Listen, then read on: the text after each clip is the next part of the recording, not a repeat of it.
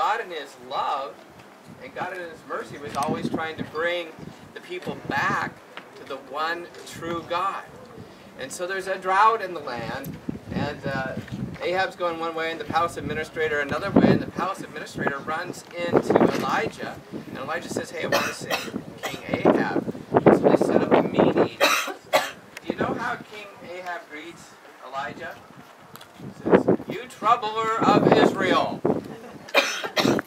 And Elijah, being the prophet of God, of course, he speaks the truth, and what does he say? He says, I'm not the troubler of Israel. You are. You are the one that is not serving God. You're serving Baal. And did you know that because of God's great love for us, He tells us exactly what we need to hear?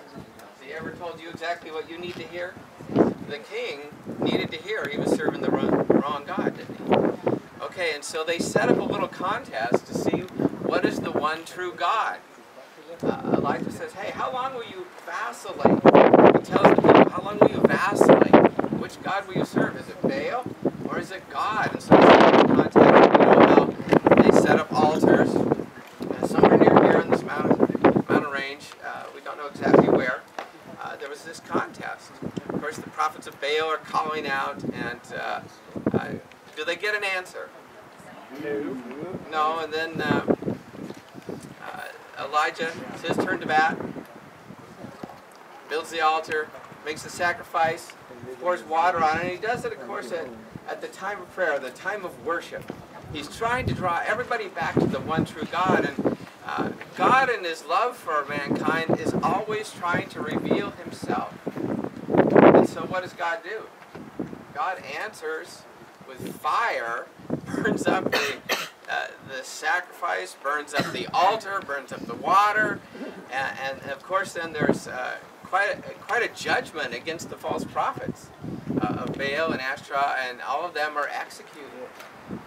We serve a God who is so incredibly loving that He wants us to not have a mix of doing partly right and partly wrong.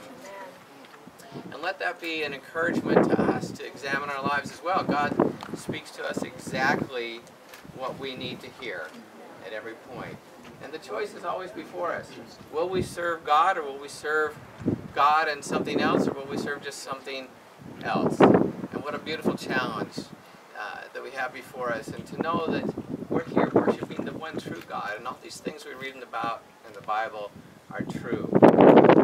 So, could we just take a moment of silence and just allow God to talk to our hearts and speak to us the thing that we need to hear on this trip, because He wants to reveal Himself to us.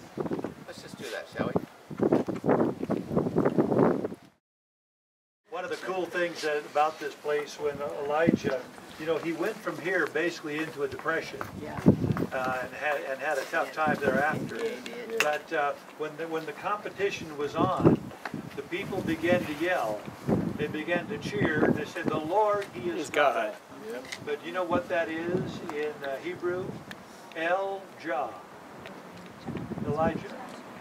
They began to shout, "The Lord, He is God," the very name of the guy. And that had to have been pretty encouraging, you know, to hear someone cheering your name, except that it's directed toward God. And every minister ought to act that way. You know, when the people shout, they ought to be, they should be shouting. If they shout your name, then say it's because of God. You know, the thing that I've learned in the ministry is that God has shared with me a lot of blessings that belong to Him, one of which is being on a trip like this. You know, it's awesome. So thank you, Michael, for sharing that. We want to be attentive to the word of the Lord.